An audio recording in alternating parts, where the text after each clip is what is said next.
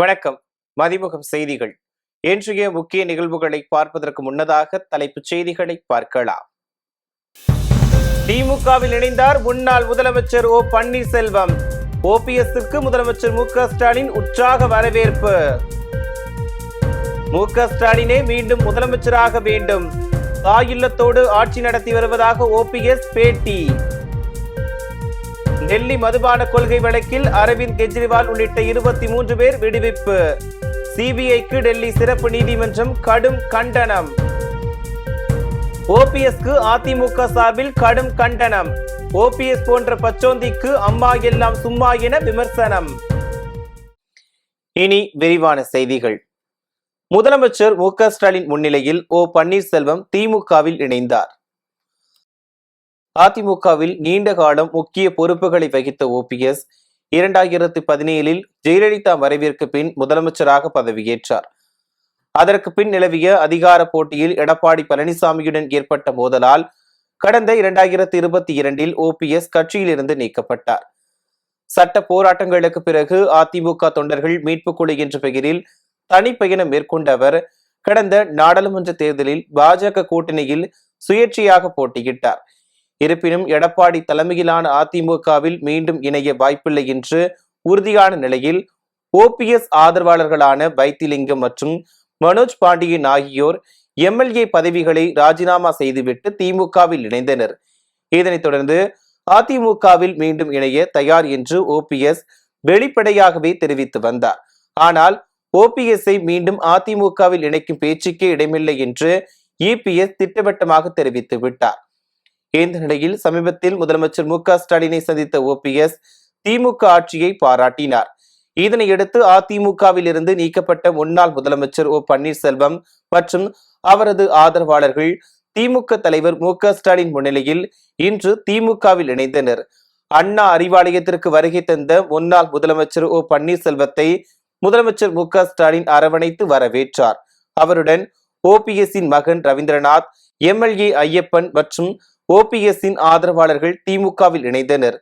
தமிழ்நாட்டு அரசியலில் 3 முறை முதலமைச்சராக பதவி வகித்த ஒருவர் வேறு ஒரு கட்சியில் இணைவது இதுவே முதல் முறை என்பது குறிப்பிடத்தக்கது. சட்டசபை தேர்தலில் முதலமைச்சர் மு.க.ஸ்டாலின் வாய்ப்பு அளித்தால் உறுதியாக போட்டியிடப் போவதாக ஓபிஎஸ் தெரிவித்துள்ளார். திமுகவில் இணைந்த பின் செய்தியாளர்களை சந்தித்த முன்னாள் முதலமைச்சர் ஓ பன்னீர்செல்வம் சட்டமன்ற தேர்தலில் திமுக மகத்தான வெற்றியை பெற்று மீண்டும் முதலமைச்சராக மு.க.ஸ்டாலின் பொறுப்பேற்பார் என தெரிவித்தார்.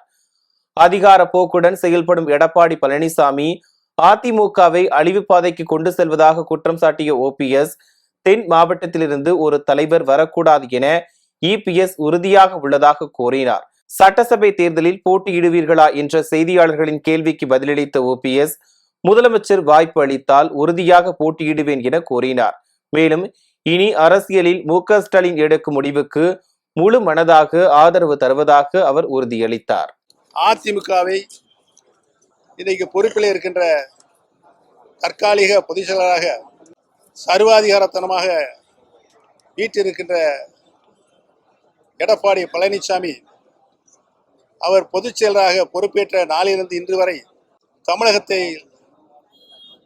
அண்ணா திராவிட முன்னேற்ற கழகத்தை அழிவு பாதைக்கு சென்று கொண்டிருக்கிறார் என்பதுதான் இன்றைக்கு அத்தனை அதிமுக தொண்டர்களும் மிகுந்த வருத்தத்தோடு நினைத்துதான் இன்றைக்கு தளபதி பொறுப்பேற்றிருக்கின்ற திராவிட முன்னேற்ற கழகத்தில் தங்களை இணைத்துக் கொண்டிருக்கின்றார்கள். அதிலும் தென் மாவட்டங்களை பொறுத்தவரையில் தென் மாவட்டங்களிலிருந்து எந்த ஒரு தலைவரும் வந்துவிடக்கூடாது என்பதை திரு எடப்பாடி பழனிசாமி அவர்கள் கவனமாக இருந்து தென் மாவட்டத்தில் இருக்கின்ற அனைத்து இந்திய அண்ணா முன்னேற்ற கழகத்தினுடைய அனைத்து நிலைகளிலும் அவர்களை அழிப்பதில் முனைப்பு காட்டி வருகிறார் என்பதை நான் இந்த நல்ல நேரத்தில் தெரிவித்துக் கொள்ள கடமைப்பட்டிருக்கிறேன்.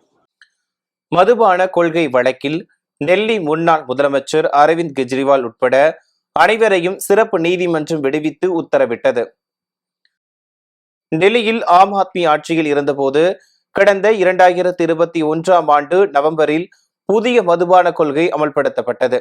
இதில் ஊழல் நடந்ததாக வழக்கு பதிவும் செய்யப்பட்டது. இதன் காரணமாக கெஜ்ரிவால் தேர்தல் காலத்தில் பிரச்சாரத்திற்கு கூட செல்ல முடியாமல் கைது செய்யப்பட்டு சிறையில் அடைக்கப்பட்டார். இதற்கிடையே முன்னாள் முதலமைச்சர் அரவிந்த் கெஜ்ரிவால் துணை முதலமைச்சர் மணீஷ் சிசோடியா ஆகியோரை டெல்லி நீதிமன்றம் புதிய மதுபான கொள்கை தொடர்பான ஊழல் வழக்கிலிருந்து விடுவித்துள்ளது. குற்றச்சாட்டுகளை நிரூபிக்க போதுமான ஆதாரங்களை சிபிஐ சமர்ப்பிக்க தவறிவிட்டதால் வழக்கிலிருந்து அனைவரையும் விடுவித்து உத்தரவிட்டது. விடுதலையான அரவிந்த் கெஜ்ரிவால் பத்திரிகையாளர்களின் முன்பு உடைந்து அழுதபடி பேட்டியளித்தார். தான் நேர்மையானவன் என்பதை நீதிமன்றம் நிரூபித்துள்ளதாகவும் உண்மை வென்றுள்ளதாகவும் தெரிவித்தார். ஓபிஎஸ் திமுகவில் இணைந்ததற்கு அதிமுக கடும் கண்டனம் தெரிவித்துள்ளது. அதிமுக தொழில்நுட்ப பிரிவு எக்ஸ் தளத்தில் பதிவு ஒன்றை வெளியிட்டுள்ளது.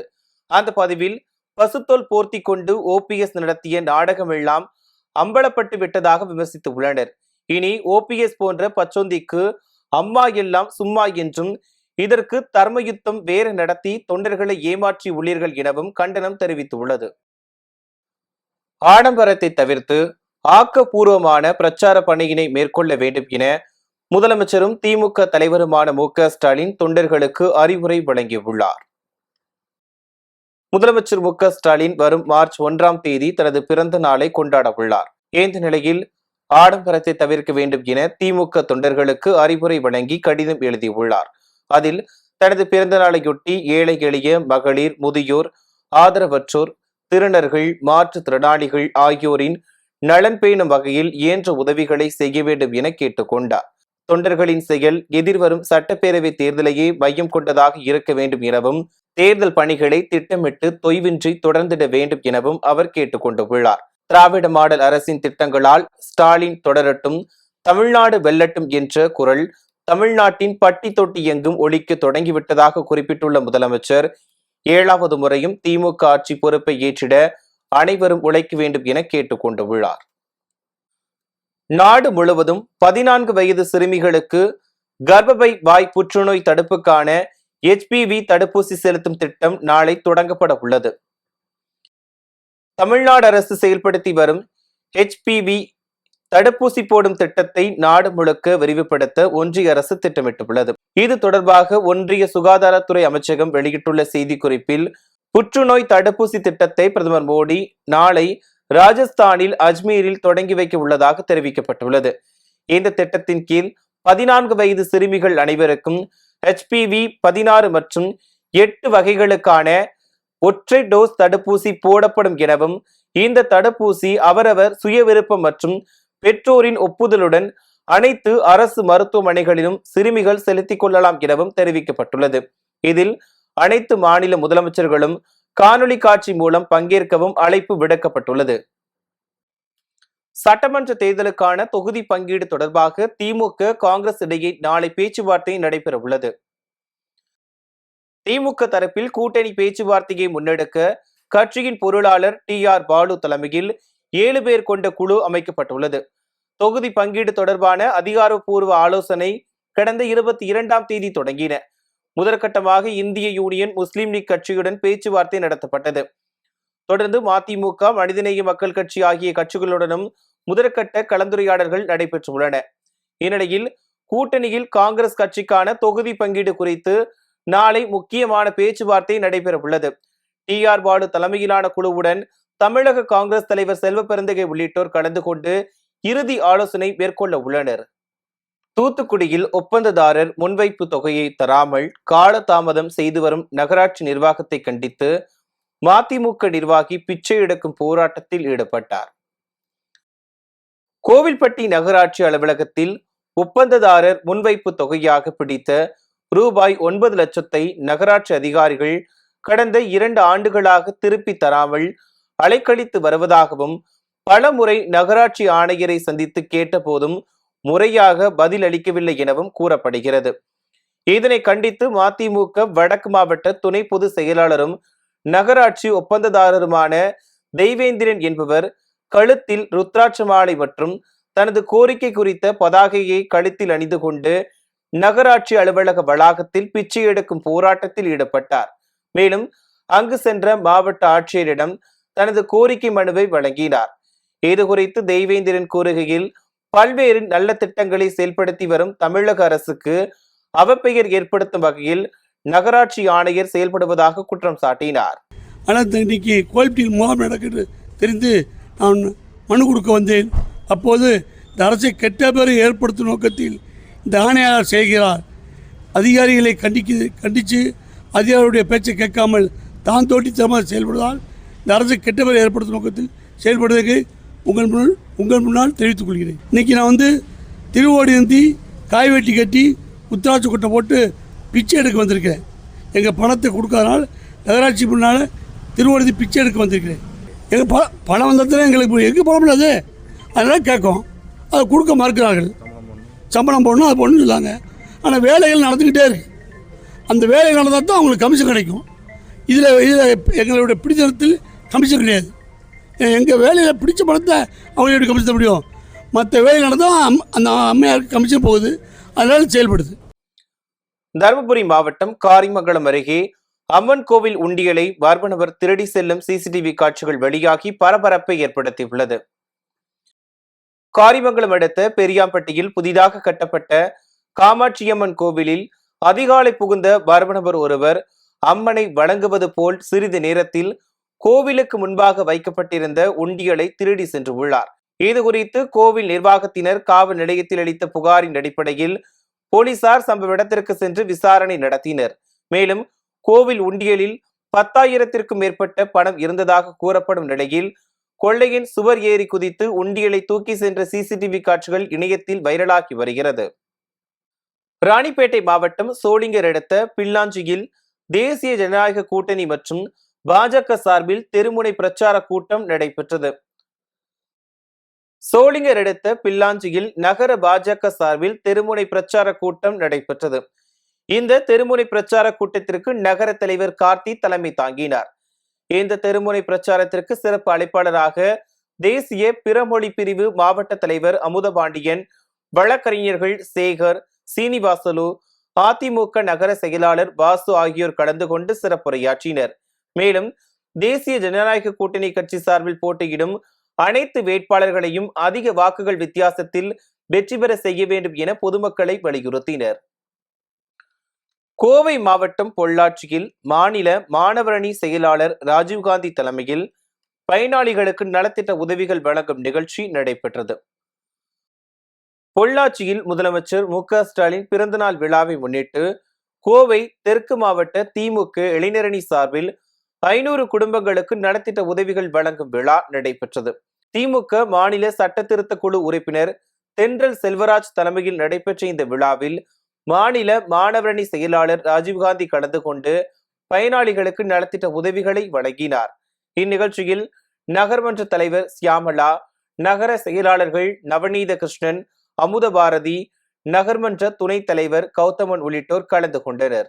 இதனைத் தொடர்ந்து செய்தியாளர்களிடம் பேசிய ராஜீவ்காந்தி, பொள்ளாச்சியில் மொழிப்போர் தியாகிகளுக்கு நினைவு தூண் அமைப்பதற்கு நடவடிக்கை எடுத்த முதலமைச்சர் மு.க.ஸ்டாலினுக்கு நன்றி தெரிவித்தார். பொள்ளாச்சி மண்ணில் ஒரு மொழிப்போர் விடுதலைக்காக ஒரு தீரமிக்க போராட்டம் நடந்தது. அந்த போராட்டத்தால் இவருடைய பொதுமக்கள், மாணவர்கள் என எண்ணடங்காதோர் இராணுவத்தால் கொலை செய்யப்பட்டனர். அவர் நினைவாக ஒரு நினைவு தூண் வேண்டும் என்று நீண்ட நெடிய காலமாக கோரிக்கை இருந்தது.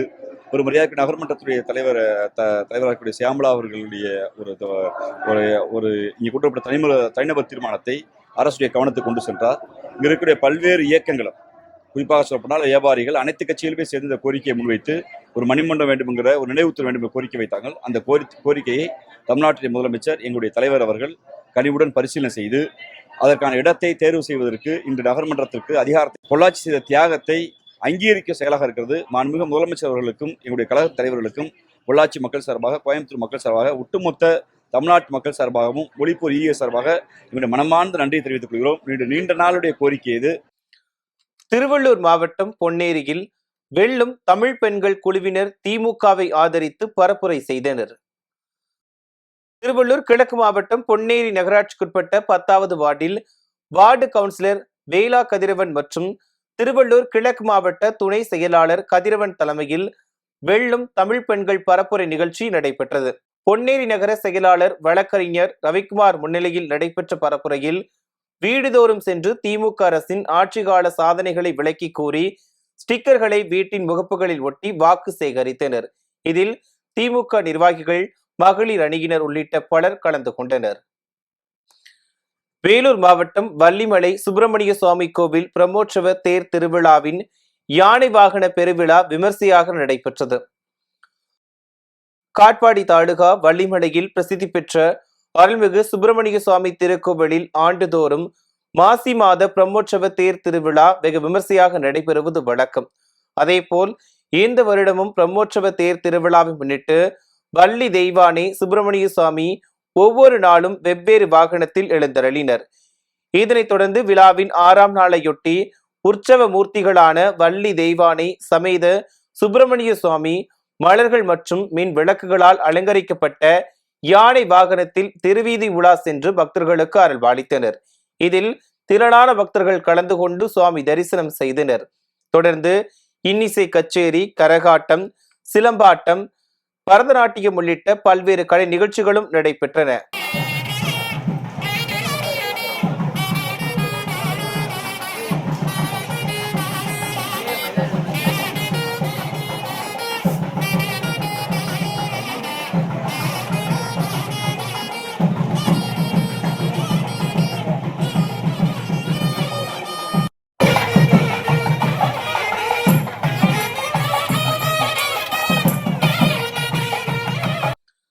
திமுக அரசால் வழங்கப்பட்ட திட்டங்களை நிறைவேற்ற முடியாது என கூறிய எடப்பாடி பழனிசாமி தற்போது பல்வேறு வாக்குறுதிகளை அறிவித்திருப்பதாக அமைச்சர் முத்துசாமி விமர்சித்துள்ளார்.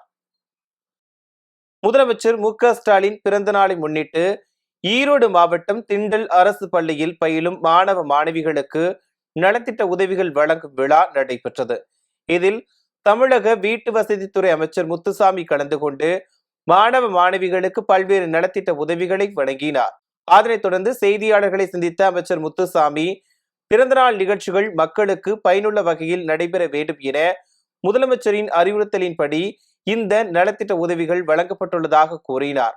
தொடர்ந்து தொகுதி பங்கீடு குறித்து தலைமை அறிவிக்கும் எனவும் உரிய பேச்சுவார்த்தைக்கு பின்னர் ஊடகங்களுக்கு அவை தெரிவிக்கப்படும் எனவும் தெரிவித்தார். மேலும் திமுக அரசு வழங்கிய திட்டங்களை நிறைவேற்ற முடியாது என கூறிய எடப்பாடி பழனிசாமி தற்போது பல்வேறு வாக்குறுதிகளை வழங்கி வருவதாக விமர்சித்தார். பிறந்தநாள் நிகழ்ச்சியை நடத்த வேண்டும் என்ற எண்ணம், அந்த எதிர்பார்ப்பு எனக்கு எப்பொழுதும் இல்லை. ஆனால் அப்படி நடத்த வேண்டும் என்று நீங்கள் ஆசைப்பட்டால் அது மக்களுக்கு பயன்படக்கூடியதாக இருக்க வேண்டும். ஆர்ப்பாட்டமோ ஆடம்பரமோ இருக்கக்கூடாது என்று எங்களுக்கு சொன்னார்கள். எனவே அந்த அடிப்படையிலே இன்றைக்கு குழந்தைகளுக்கு, அதுவும் திண்டல்ல, ஏன்னா திண்டலில் இப்பொழுது குடமுழுக்கு விழா நடந்து முடிந்தது. அதே போல் அந்த உயரமான முருகர் சிலைக்கும் அடிக்கல் போடப்பட்டிருக்கிறது. எனவே ஏறத்தாழ ஒரு மாத காலமாக இங்கே நிகழ்ச்சிகள் ஒரு விழா கோலமாக நடந்து கொண்டே இருக்கிறது. எனவே முதலிலே திண்டலில் இருக்கிற அந்த குழந்தைகளுக்கு இந்த நலத்திட்ட உதவியை கொடுக்க வேண்டும் என்று எங்களுடைய நண்பர்கள் சொன்னார்கள். எனவே அந்த அடிப்படையில் இன்றைக்கு இங்கே இருக்கிற ஏறத்தாழ 1000 குழந்தைகளுக்கு இங்கே கொடுக்கப்பட்டிருக்கிறது. தொடர்ந்து மற்ற பள்ளிகளிலேயும் மற்ற நிகழ்ச்சிகள் அந்தந்த பகுதியில் ஏற்பாடு செய்து தலைவருடைய பிறந்தநாள் நிகழ்ச்சியை நடத்துவார்கள். தூத்துக்குடி மாவட்டம் கோவில்பட்டியில் 10 லட்சம் ரூபாய் மதிப்பீட்டில் அமைக்கப்பட்ட சலவை கூடத்தை கடம்பூர் ராஜு திறந்து வைத்தார். கோவில்பட்டி அருகே உள்ள அத்தை கொண்டான் பகுதியில் சட்டசபை உறுப்பினர் தொகுதி மேம்பாட்டு நிதியின் கீழ் 10 லட்சம் ரூபாய் மதிப்பீட்டில் அமைக்கப்பட்ட சுற்றுச்சுவருடன் கூடிய சலவை கூடம் திறப்பு விழா நடைபெற்றது. இதில் முன்னாள் அமைச்சரும் கோவில்பட்டி சட்டமன்ற உறுப்பினருமான கடம்பூர் ராஜு கலந்து கொண்டு மக்கள் பயன்பாட்டிற்கு திறந்து வைத்தார். தொடர்ந்து இனாமணியாட்சி பஞ்சாயத்திற்குட்பட்ட மீனாட்சி நகர் 7வது தெருவில் 16.82 லட்சம் ரூபாய் மதிப்பீட்டில் வாறுகாலுடன் கூடிய பேவர் பிளாக் சாலை அமைப்பதற்கான பூமி பூஜை நடைபெற்றது. இதில் முன்னாள் அமைச்சர் கடம்பூர் ராஜு கலந்து கொண்டு புதிய பேவர் பிளாக் சாலை அமைக்கும் பணிகளையும் துவக்கி வைத்தார். திருப்பத்தூர் மாவட்டம் நாற்றம்பள்ளி அருகே மாபெரும் எருதுவிடும் திருவிழா வெகு சிறப்பாக நடைபெற்றது. நாற்றம்பள்ளி அடுத்த பச்சூர் பகுதியில் எருதுவிடும் திருவிழா ஊர் பொதுமக்கள் மற்றும் இளைஞர்கள் முன்னிலையில் நடைபெற்றது. இதில் ஏராளமான பகுதிகளில் இருந்து சுமார் 600க்கும் மேற்பட்ட காளைகள் பங்கேற்றன. காளைகளுக்கு கால்நடை மருத்துவர்களால் மருத்துவ பரிசோதனைகள் செய்யப்பட்ட பின்னர் வாடிவாசல் வழியாக காளைகள் அவிழ்த்து விடப்பட்டன. தொடர்ந்து நிர்ணயிக்கப்பட்ட இலக்கை குறைந்த வினாடியில் சென்றடைந்த காளை மற்றும் காளைகளின் உரிமையாளர்களுக்கு விழா குழுவினர் பரிசுகளை வழங்கினர். மேலும் வெற்றி பெற்ற அனைத்து காளைகளுக்கும் தமிழக வெற்றி கழகம் சார்பில் 2 கிராம் வெள்ளி நாணயங்களும் வழங்கப்பட்டது. இந்த எருதுவிடும் திருவிழாவை காண சுற்றுவட்டார கிராமங்களில் இருந்து 1000த்திற்கும் மேற்பட்டோர் கலந்து கொண்டு விழாவை கண்டு ரசித்தனர். சென்னையில் இன்று ஆபரண தங்கத்தின் விலை சவரனுக்கு 160 ரூபாய் குறைந்து 1,19,200 ரூபாய்க்கு விற்பனையாகிறது. தங்கம் விலை கடந்த 2 வாரத்திற்கு மேலாக ஏற்ற இறக்கத்துடன் காணப்பட்டு வருகிறது.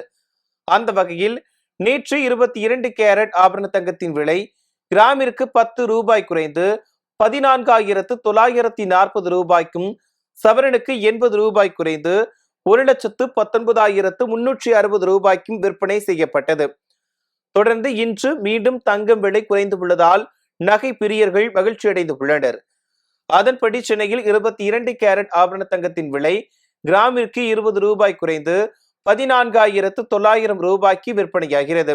மேலும் சவரனுக்கு 160 ரூபாய் குறைந்து 1,19,200 ரூபாய்க்கு விற்பனை செய்யப்படுகிறது. இந்நிலையில் வெள்ளியின் விலையில் எந்தவித மாற்றமும் இன்றி 1 கிராம் வெள்ளி 295 ரூபாய்க்கும், 1 கிலோ வெள்ளி 2,95,000 ரூபாய்க்கும் விற்பனையாகிறது. இந்தியா இஸ்ரேல் இடையே 27 முக்கிய ஒப்பந்தங்கள் கையெழுத்தானது. இஸ்ரேலுக்கு பிரதமர் நரேந்திர மோடி பயணம் மேற்கொண்டு அந்நாட்டு பிரதமருடன் பேச்சுவார்த்தை நடத்திய நிலையில் இருதரப்பிற்கும் இடையே பொருளாதாரம், பாதுகாப்பு, தூதரக உறவு உள்ளிட்ட துறைகளில் 17 ஒப்பந்தங்கள் கையெழுத்தாகின. இருதரப்புக்கும் இடையே விரைவில் தாராள வர்த்தக ஒப்பந்தம் கையெழுத்தாகும் என்று பிரதமர் நரேந்திர மோடி தெரிவித்துள்ளார். பின்னர் பேசிய நெதன்யாகு இந்தியாவிற்கும் தனக்குமான பிணைப்பு குறித்து நினைவு கூர்ந்தார். இஸ்ரேலும் இந்தியாவும் புதுமைகளை நோக்கிய பயணத்தில் குறியாக உள்ளதாகவும் தெரிவித்தார். தனக்கு அளிக்கப்பட்ட இஸ்ரேலின் உயரிய விருது இந்திய நாட்டு மக்களுக்கு அர்ப்பணிப்பதாக பிரதமர் மோடி தெரிவித்தார். தனக்கு அளிக்கப்பட்ட இஸ்ரேலின் உயரிய விருதை இந்திய நாட்டு மக்களுக்கு அர்ப்பணிப்பதாக பிரதமர் மோடி தெரிவித்தார். இதனைத் தொடர்ந்து தனது பயணத்தை முடித்துக் கொண்டு இந்தியாவிற்கு புறப்பட்ட பிரதமர் மோடியை தனது மனைவியுடன் விமான நிலையத்திற்கே வந்து பெஞ்சமின் நெதன்யாகு வழி அனுப்பி வைத்தார். மீண்டும் தலைப்புச் செய்திகள். திமுகவில் இணைந்தார் முன்னாள் முதலமைச்சர் ஓ பன்னீர்செல்வம். ஓபிஎஸ்க்கு முதலமைச்சர் மு க ஸ்டாலின் உற்சாக வரவேற்பு. மு க ஸ்டாலினே மீண்டும் முதலமைச்சராக வேண்டும், தாயில்லத்தோடு ஆட்சி நடத்தி வருவதாக ஓபிஎஸ் பேட்டி. டெல்லி மதுபான கொள்கை வழக்கில் அரவிந்த் கெஜ்ரிவால் உள்ளிட்ட 23 பேர் விடுவிப்பு. சிபிஐக்கு டெல்லி சிறப்பு நீதிமன்றம் கடும் கண்டனம். ஓபிஎஸ்க்கு அதிமுக சார்பில் கடும் கண்டனம். ஓபிஎஸ் போன்ற பச்சோந்திக்கு அம்மா எல்லாம் சும்மா என விமர்சனம். இத்துடன் செய்திகள் நிறைவடைந்தன. மேலும் செய்திகள் இரவு 8 மணிக்கு. மேலும் செய்திகளை தெரிந்து கொள்ள மதிமுகம் பிரைம் யூடியூப் தளத்தில் இணைந்திருங்கள்.